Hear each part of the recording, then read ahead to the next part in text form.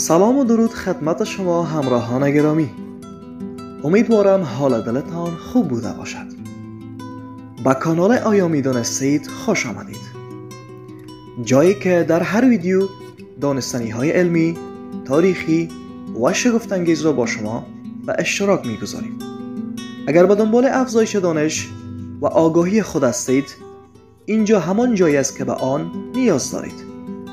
برای همراهی با ما کانال را سابسکرایب کرده و زنگوله اعلام را فعال کنید تا از جدیدترین ویدیوها بیخبر نمانید.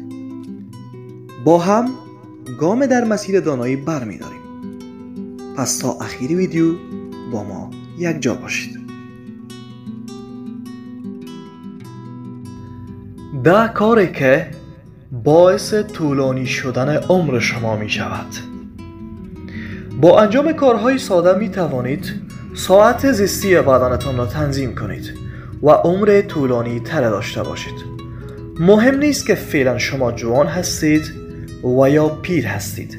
تحقیقات نشان داده است هیچ وقت برای ایجاد عادات سالم در زندگی دیر نیست. اما باید از انجام چه کارهایی در زندگی خودداری کنیم؟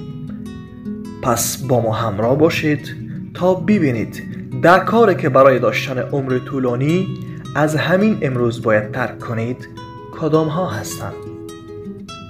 1. از مصرف غذاهای ناسالم و فراوری شده بپرهیزید.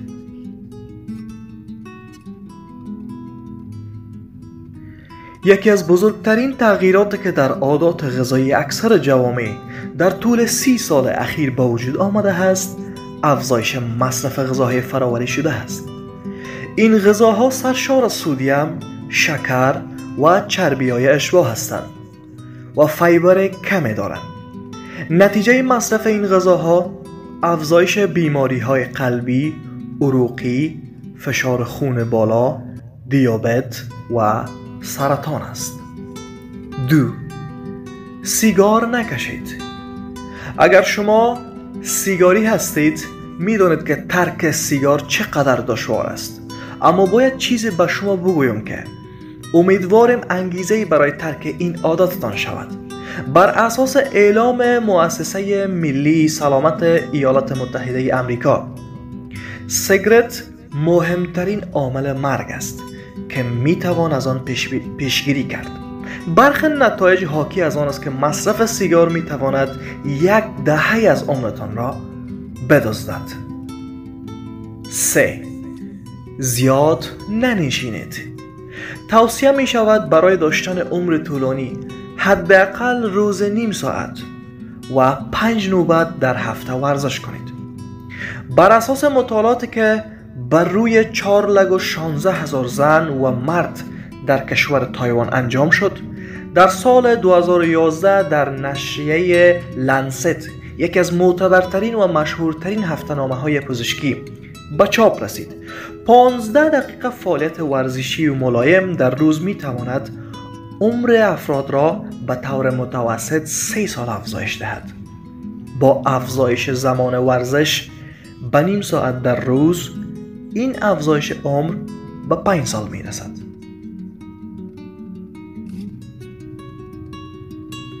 این نتایج حتی برای افرادی که بیماری‌های مانند قلبی، عروقی و غیر بیماری‌ها داشتند، کسانی که در اثر ورزش وزنشان کاهش پیدا نمی‌کرد، نیز صدق می‌کرد. 4. عصبانی نشوید. عصبانیت احساس خوبی نیست، مخصوصا اگر این احساس زیاد به سراغتان بیاید.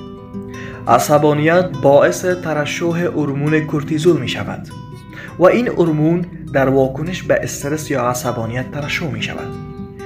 این هورمون مستقیم بر روی قلب، ساخت و ساز سیستم ایمنی بدن تأثیر منفی دارد.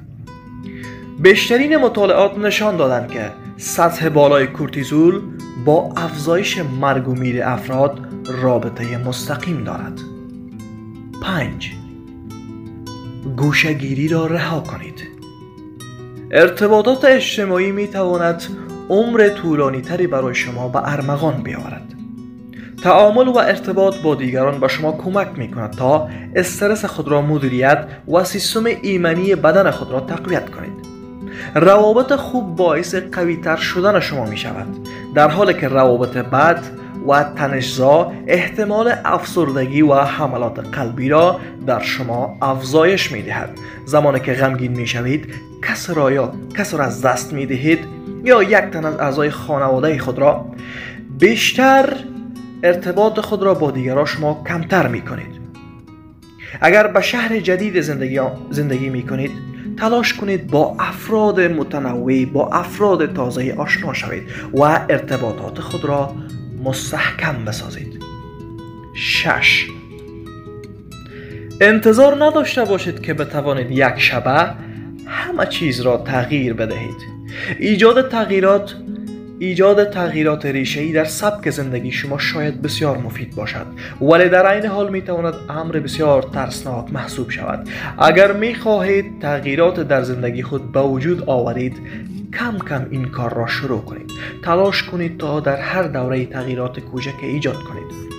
مثلا تلاش کنید صبحها 10 دقیقه زودتر بیدار شوید تا وقت کافی داشته باشید که برای صبحانه یک غذای سالم درست کنید. همانطوری که در مورد ورزش کردن هم گفتیم، حتی ایجاد تغییرات کوچک هم میتواند عمر شما را افزایش دهد. 7. اجازه ندهید ترس یا انکار در مسیر تندرستی شما قرار بگیرد. در میان تمام ویژگی‌های شخصیتی که می‌تواند باعث ایجاد عمر طولانی برای شما شود، وظیفه شناسی یکی از مهمترین ویژگی‌هاست. حتی شاید مهمترین ویژگی‌های شما باشد. اما چرا؟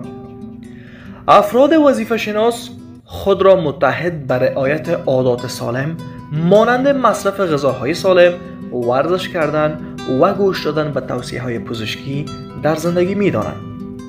آنها از رفتارهای پرخطر مانند سیگار کشیدن و رانندگی با سرعت غیر مجاز خودداری می‌کنند.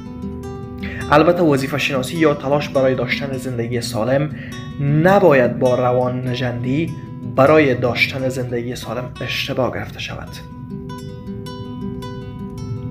8. در حق خواب شب خود خیانت نکنید. میزان خوابتان میتواند بر طول عمر شما تاثیرگذار باشد. منظورمان این نیست که فرد خواب‌آلود در هنگام رانندگی احتمال تصادف بیشتری دارد و ممکن است زودتر بمیرد. خب البته این احتمال هم وجود دارد، ولی بر اساس مطالعات صورت گرفته نشان میدهد این که افرادی که خیلی کمتر از 6 ساعت و کسانی که بیشتر از 9 ساعت میخوابند بیشتر از بقیه در معرض مرگ قرار میگیرند. البته کیفیت خواب نیز بسیار مهم است. خواب خوب شبانه میتواند به کاهش استرس، افسردگی و بیماری های قلبی کمک کند. 9. استرس را متوقف کنید. مانند خشم، استرس نیز میتواند بر بدن شما تأثیرات منفی داشته باشد و باعث کاهش عمرتان شود. با تلاش برای کاهش استرس در مدت کوتاه کیفیت زندگیتان را افزایش می‌یابد و زندگی سالمتر خواهید داشت. خاطر نویسی، مدیتیشن و تلاش برای ایجاد آرامش راه‌های مناسب برای کاهش استرستان است. اختصاص چند دقیقه از زمانتان به مدیتیشن، یعنی حتی پشت میزتان، به مغزتان فرصت برای رهایی از استرس ها را هدیه می دهد. 10. خیلی به جنهایتان دلخوش نکنید. شاید داشتن مادر بزرگ، پدر بزرگ یا عضو از خانواده‌ای که 90 سال یا بیشتر سن دارد باعث شود تصور کنید شما نیز عمر طولانی خواهید داشت. اما خیلی به سابقه خانوادگی خود متکی نباشید. بر اساس مطالعاتی که در اسکاندیناوی بر روی 2 قلوها صورت گرفت، تأثیر عامل وراثت در عمر بالقوه شما در حدود 1/3 است. سبک زندگی و عوامل محیطی قابل اصلاح نقش زیاده در طول عمر شما دارند.